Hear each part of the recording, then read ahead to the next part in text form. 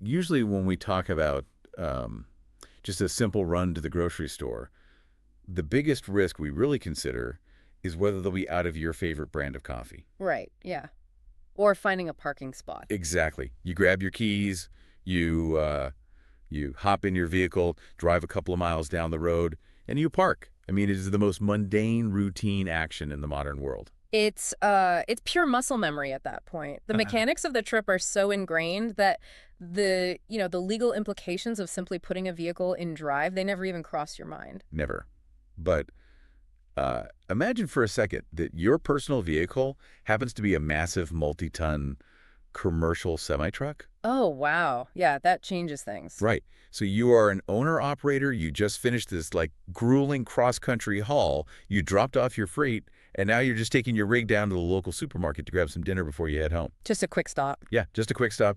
You pull into the lot, maybe misjudge the turning radius by a fraction of an inch, and you tap a parked car. Nobody is hurt, thank goodness, but there's a crushed bumper and some, property damage. You think, hey, it's a fender bender, my insurance will handle it. Which is what anyone would think. Exactly. But suddenly, you find out you are completely 100% uninsured. Yep, zero coverage. You are personally on the hook. Mm. And what was a simple grocery run has just become a million-dollar liability nightmare. It is a terrifying scenario. And I mean, it happens far more often than anyone outside the commercial trucking industry would ever guess. Really? That often? Oh, absolutely. Because that momentary mental shift the driver made from, working to running an errand, it completely changed the legal reality of that 50,000-pound vehicle, even if the physical truck didn't change at all. And that is exactly our mission for today's deep dive. We are going to extract the absolute most vital nuggets of knowledge from our source material today, which is the 2026 Non-Trucking Liability and Bobtail Insurance Guide for Owner-Operators. It's a dense read, but so crucial. It really is. And for you listening, even if you never plan to sit behind the wheel of an 18-wheeler, this deep dive is basically a masterclass in how the blurred lines between personal and business use can create massive financial ruin. Yeah, we're going to look at how to spot these hidden gaps in any contract you might sign. Okay, let's unpack this because we first have to understand the exact anatomy of this coverage gap. Ah. I mean, how does a professional, fully licensed driver end up with zero insurance? Well, to understand the gap, we have to look at the foundational structure of how an owner-operator actually works in today's economy. Right. Most of these drivers are, they're independent business owners. They own their own incredibly expensive truck, but they lease their services and their equipment to a larger motor carrier. So they are partnering up to get the job done. Like the driver brings the heavy machinery and the carrier brings the logistics network. Exactly. And as part of that lease agreement, the motor carrier provides a primary commercial auto policy. And that policy is massive, usually covering $1 million or more in liability, just because of the sheer damage a commercial truck can cause. Sure, that makes sense. But here is the critical catch that traps so many people. That primary policy only covers the driver while they are actively under dispatch, hauling freight for the carrier's business. Got it. So if they are moving cargo from point A to point B to make money for the company, they are shielded by this giant corporate umbrella. Right. But the second they operate that truck outside of that specific, revenue-generating arrangement, that primary policy instantly drops. The umbrella closes. The umbrella totally snaps shut. If they are driving home for the weekend, running personal errands, or just moving the truck to wash it on their day off, the carrier's insurance company looks at the logs and basically says, you aren't working for us right now. We aren't covering this. Wow. And I bet a lot of people might assume they could just lean on their standard personal car insurance in that moment, right? Like their Geico or whatever. You'd think so, but no. The sources are incredibly clear on this. Standard personal auto policies explicitly exclude commercial vehicles. Oh, really? Yeah, you cannot just put an 18-wheeler on the same State Farm policy as your Honda Civic. So you are literally left stranded in this massive legal void.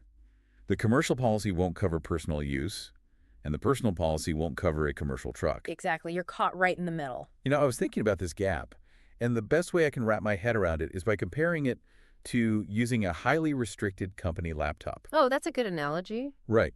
Like when you are sitting at your desk, logged into the corporate VPN, doing company work, their IT security and their corporate insurance cover you. Right, you're in their ecosystem. Yeah, if a sophisticated hacker attacks the network while you're, I don't know, working on a client presentation, the company takes the hit. But the second you close out of your work applications, open up a personal browser tab, and try to buy concert tickets on some sketchy website. You are entirely on your own. Exactly. If you download a ransomware virus in that moment, the company's IT department is going to look at the server logs and tell you, you weren't doing company business, this is your personal problem to fix. And notice how in that scenario, the physical machine hasn't changed at all.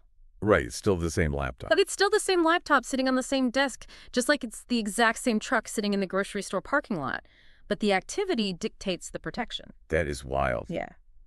So enter non-trucking liability insurance, or NTL. This is a highly specialized liability-only policy designed specifically to fill this exact gap for leased-on owner-operators. And looking at the guide, it details exactly what NTL covers when the driver is off the clock. It generally handles three main things. Yep. First, bodily injury to third parties, so if you tragically injure someone else in an accident. Second, property damage caused to others, like hitting that parked car at the supermarket. And third, the legal defense costs tied to those covered accidents, which, I mean, that alone can bankrupt a person long before a settlement is even reached. Oh, absolutely. Lawyers are not cheap. And what's fascinating here is how the regulatory framework handles this coverage gap. How so? Well, if you look at the federal level in the U.S., the Federal Motor Carrier Safety Administration, the FMCSA, requires interstate for hire carriers to maintain minimum public liability coverage, usually at least $750,000. Okay. But the FMCSA does not specifically mandate that drivers carry non-trucking liability. Wait, really? The federal government identifies the danger of these massive trucks, but doesn't actually require the gap coverage for off hours. Nope. The mandate actually comes from the motor carriers themselves. Almost all carrier lease agreements explicitly require the owner-operator to carry NTL out of their own pocket, usually demanding limits of $1 million. So it's the companies enforcing it. Exactly. The carriers force this issue because they want to ruthlessly protect their own primary policy from litigation exposure. Oh, that makes sense. Because if a driver gets into a wreck off the clock and doesn't have NTL, the injured party's lawyers are just going to come after the carrier's primary policy anyway, right? 100%. They will desperately argue that the driver was, somehow still working or benefiting the carrier in some vague way. So the carriers want NTL in place, so there's a completely separate insurance company ready to step in. Yes. They want someone else to take over the defense and pay out the claim, shielding their own corporate policy from those messy disputes. It's just corporate self-preservation. They're essentially saying, we don't care if the government requires it, we require it before you can sign a lease with us. Spot on. Which brings us to the next massive hurdle in this whole ecosystem. I was looking at the terminology in the guide, and it seems like drivers are constantly mixing up two specific terms. Let me guess. Bobtail and NTL. Yes. Bobtail insurance and non-trucking liability. But looking at the definitions, they aren't the same thing at all, are they? They are worlds apart, and this is perhaps the most dangerous area of confusion in the entire industry. Really? The most dangerous? Oh, yeah. These two terms are constantly used interchangeably by drivers, by dispatchers, and sometimes even by novice insurance agents. But confusing them will leave you completely exposed. Okay, break it down for us. So, bobtail insurance focuses entirely on vehicle configuration. By definition, a truck is bobtailing when the tractor, that's the front part with the engine and the cab, is being operated without a trailer attached. Right, just the cab driving around. Exactly. So a bobtail policy only applies when you are driving the tractor alone. Got it. So bobtail is strictly about the physical setup of the vehicle, but non-trucking liability operates on a completely different premise. Right. NTL focuses entirely on the purpose of the trip. It applies any time the truck is being used for personal, non-business purposes, regardless of whether a trailer is attached or not. Okay, wait, hang on. Let me throw a scenario at you from the sources. Sure, go ahead. Wait, so if I decide to use my commercial truck to move my own personal living room furniture to a new house across town, and because it's a lot of heavy furniture, I attach a trailer to the back of the tractor to do it. Okay. If I had purchased a bobtail-only policy, would I be covered if I crashed into a streetlight on the way to my new house? You would have absolutely zero coverage. Wow. Yeah. The Bobtail policy looks at the physical configuration, sees a trailer attached, and immediately denies the claim, even though you were completely off the clock and just running a personal errand. Just because of the metal box dragging behind me. Just because of the box. Yeah. However, if you had purchased a true non-trucking liability policy, that furniture move would be covered. Because it's a personal trick. Exactly. True NTL looks at the purpose. The adjuster sees that you are moving your own personal property, you're not engaging in commercial business for a carrier, and the policy covers the liability. That distinction could literally be the difference between a claim being paid and a driver losing their entire life savings in a lawsuit. It is an enormous distinction. Now, the guide does clarify one important exception here. That's that. If you are an independent contractor operating under your own operating authority, you don't need NTL at all. Ah, okay. So instead of being a freelancer borrowing a corporate umbrella, you are the corporation. Yes, exactly. You hold the federal authority to transport goods yourself. Therefore, you just buy one massive 204/7 primary commercial liability policy that covers absolutely everything you do with that truck, personal or business. That's it entirely. But for the vast majority of drivers who are leased operators, misunderstanding this difference between configuration and purpose is, well, it's the root of massive drawn-out disputes. Let's put this truck on the highway and look at exactly when the coverage flips, because the sources highlight some incredibly complex real-world scenario. They really do. And the most complicated of which seems to be this industry concept of deadheading. Yes. Deadheading simply means driving the truck empty. So you have a trailer attached, but there is no freight inside it. And this is where the claims investigations get incredibly granular and, honestly, intense. Because if you are driving an empty trailer, are you working or are you on personal time? Right, that's the big question. According to the guide, it entirely depends on your intended destination. If you are empty and you are driving to pick up your next load, that is considered a business purpose. Correct. You are moving to facilitate commerce. So the carrier's primary liability policy covers you then. But if you drop off a load on Friday, you are empty, and you are just driving home after being officially released by dispatch for the weekend, that falls under your personal NTL policy. Assuming your off-dispatch status is properly documented, yes. Documentation, always the catch. Always. We also see gray areas with repositioning. Let's say you drop a load and the motor carrier tells you to move the empty truck to a different terminal yard 100 miles away to wait for run on Monday. Even though you aren't carrying freight, you are repositioning at the direction of the carrier for a future business need. That falls under the carrier's primary liability. Makes sense. But the true battlefield, the scenario that causes the most legal headaches, is maintenance. Taking the truck into the shop. Exactly. Let's say you are off duty on a Saturday, sitting at home. You decide to take the tractor down to the local mechanic to get the brakes checked or the oil changed. Okay, so is that a personal errand or is that maintaining equipment for the job? Well, this depends heavily on the specific wording of your lease agreement and your insurance policy. Some insurers view maintenance as a strict business necessity to keep the truck compliant. So they push the liability to the primary carrier. Right. But other insurers say if you are off dispatch and off the clock, maintaining your own personal asset is an NTL claim. So what does this all mean? I mean, I was reading through these scenarios and I realized we are basically dealing with Schrodinger's truck. Oh, that's a great way to put it. Right. You have this massive 18-wheeler rolling down the highway empty. From the outside, to a family driving in a minivan next to it, it looks exactly the same. Yep, just a big truck. But legally, it exists in two completely different states at once. It is simultaneously a personal vehicle and a commercial vehicle.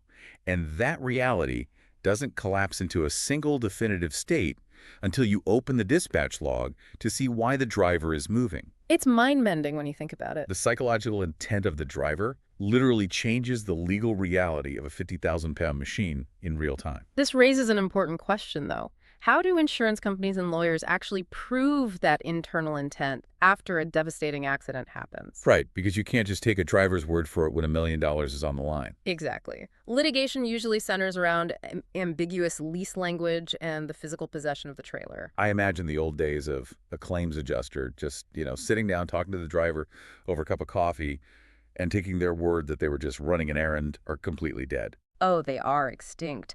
Today, claims investigations are highly technical forensic audits. Insurers aren't just looking at the police report anymore. What are they looking at? They are pulling the dispatch logs. They are downloading the truck's ELD, the electronic logging device, to see the exact engine hours. Wow, they're cross-referencing everything. Everything. So an insurance adjuster can pull the ELD data, see the truck was moving at 2 p.m. on a Saturday, but note the load wasn't due to be picked up until Monday. Right. Then they pull the text message history between the driver and the dispatcher. If the text says, hey, headed to the shop to get these tires looked at, the NTL insurer might immediately deny the claim, arguing that tire maintenance is a business activity. Exactly. The line between being off-duty and being in the business of trucking is razor thin. Best practices outlined in the 2026 guide demand that drivers secure clear, written lease agreements that explicitly define what on-dispatch means. Written proof is everything. You need written proof of your carrier's coverage periods. If you are taking the truck to a hotel or parking it at your house, you need to get written email clarification from your insurer and your carrier about who is covering that specific movement. You literally cannot rely on a verbal, have a good weekend from a dispatcher when the financial stakes are this high. You really can't. Speaking of financial stakes, the pricing breakdown in the 2026 guide is fascinating because we're talking about million-dollar liabilities, but the premiums themselves are shockingly low. They really are. Bobtail insurance runs about $360 to $720 for the entire year. Okay. Standard non-trucking liability is about $480 to $960 a year. And a combined NTL policy that explicitly covers you when hauling a personal empty trailer is usually between $600 and $1,200 annually. That seems almost impossibly cheap, like $600 a year to insure against $1 million of damage. It does seem crazy, but the actuarial logic behind that pricing is based entirely on exposure time. Oh, I see. Insurance companies know that a commercial truck is driven roughly 10 to 11 hours a day for actual work. During those hours, the carrier's primary liability policy carries all the risk. So the NTL policy only has to cover the tiny fraction of time the driver is off the clock. Exactly. Maybe an hour a week running to the grocery store or driving home from the terminal. The frequency of risk is incredibly low, even though the severity of a potential crash is catastrophic. Low frequency, high severity. That makes perfect sense. Of course, that pricing isn't uniform across the board, is it? No, definitely not. The guide notes insurers are heavily weighting your garaging state. If you live in a region known for a hostile litigation environment with massive jury payouts, your rates go up. Right, location matters. Your driving record and any prior lapses in coverage will immediately spike your premium too. They also recommend matching but not exceeding your lease requirements. That's a great tip from the sources. Yeah. If your carrier demands a $1 million limit, just buy the $1 million limit. Don't overpay for higher limits because your primary carrier handles the heavy lifting when you're actually hauling freight. There is a huge warning label attached to shopping for these rates, though. The cheapest policy on the market is often a trap. How so? Well, a bargain basement NTL policy might have incredibly restrictive language that aggressively defines almost any off-hours trip as business use. Oh, wow. Give me an example. Let's say you drive your truck to a big box store on a Sunday to buy a wrench set. A cheap policy might argue that tools are for business, therefore the trip was commercial, and they won't cover an accident in the parking lot. You're kidding. I wish I was. You always have to demand how the policy legally defines business use before you sign. That is sneaky. This incredibly fragmented, high-stakes environment in the U.S. really makes me wonder how other countries handled the same physical trucks on the same types of highways. Looking at the guide, Canada seems to approach this from an entirely different philosophy. They do. The Canadian context, especially in provinces like Ontario, Alberta, and British Columbia, focuses heavily on bundling. Bundling? Yeah. Instead of forcing the driver to hunt down a standalone NTL policy and pitting two insurance companies against each other in a gray area lawsuit, Canadian regulators and insurers prefer to bundle NTL directly into leased owner-operator insurance programs. So they just combine it to eliminate the Schrodinger's truck problem entirely. Exactly. By bundling it, they streamline the claims process. Canada also operates under different minimum liability standards, with $2 million liability limits being much more prevalent as the baseline. That's double the U.S. standard. Yep. They also have provincial accident benefit systems, which significantly changes how bodily injury claims are paid out compared to the tort system in the U.S. In 2026, an owner-operator in Ontario is typically looking at between $500 and $1,500 Canadian dollars annually for that bundled coverage. Here's where it gets really interesting, though. Okay, lay it on me. If non-trucking liability is only around $480 to $960 a year down in the U.S. to cover $1 million of legal liability, why would any professional driver ever risk skipping it? Or risk buying the wrong one just to save $100 a year? It's a great question, and it often comes down to the sheer overwhelm of modern compliance. What do you mean? Drivers are drowning in paperwork, fluctuating fuel costs, maintenance schedules, and routing logistics. When they see yet another insurance requirement for the tiny fraction of time they aren't working, some fall into the trap of thinking, I'm a safe driver, I only take the truck to the store on Sundays, what could possibly happen? And what happens is total devastation. Total devastation. Because if a driver skips NTL or buys Bobtail when they needed NTL, and they cause an accident off dispatch, two things happen immediately, according to the guide. Right. First, they are personally liable for all medical bills, property damage, and legal defense fees. They will lose their business, their savings, and potentially their home. It's game over financially. And second, they are in violation of their lease agreement. The motor carrier will immediately terminate their contract to distance themselves from the liability. Yep. So the driver loses their livelihood on the exact same day they incur $1 million debt. The 2026 takeaway from the source material makes it abundantly clear that escaping these consequences is harder than ever. Insurance companies now possess the digital tools, GPS tracking, telematics, ELD data, to enforce that razor-thin line between off-duty and business use with absolute, unyielding precision. Which brings us back to you listening to this deep dive. Why does this matter if you aren't maneuvering an 18-wheeler through a tight parking lot? Because the underlying concept applies to everyone. Exactly, because this entire deep dive is a masterclass in understanding how modern contracts define your time.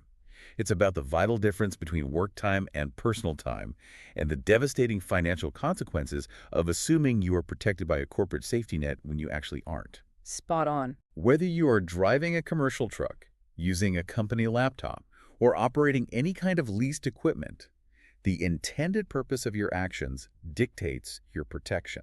If we connect this to the bigger picture, there is a broader societal shift happening here that extends far beyond the trucking industry. Yeah. As insurers increasingly rely on telematics, on GPS, and on digital dispatch data to track every micro movement of these commercial trucks, just to decide if a trip was a business or personal endeavor, you have to ask yourself a question. What's that? How long until that level of granular tracking comes for everyday commuters? Oh, wow. That is a terrifying thought. Because with the massive rise of remote work, gig economy side hustles, and hybrid schedules, the line between personal and professional for the average person is completely blurred. Exactly. Will we all soon reach a point where we have to prove to our auto insurance companies using our own smartphones' GPS history and our corporate email login data that we were truly off the clock when we got into a fender bender at the grocery store? I mean, if you answered a work email at a red light, does your personal auto policy suddenly deny your claim because you were technically conducting business? It's something to think about next time you reach for your phone in the car. $1 million liability nightmare hiding in a grocery store parking lot, just waiting for the forensic audit to begin. Suddenly, that mundane errand doesn't feel so simple anymore.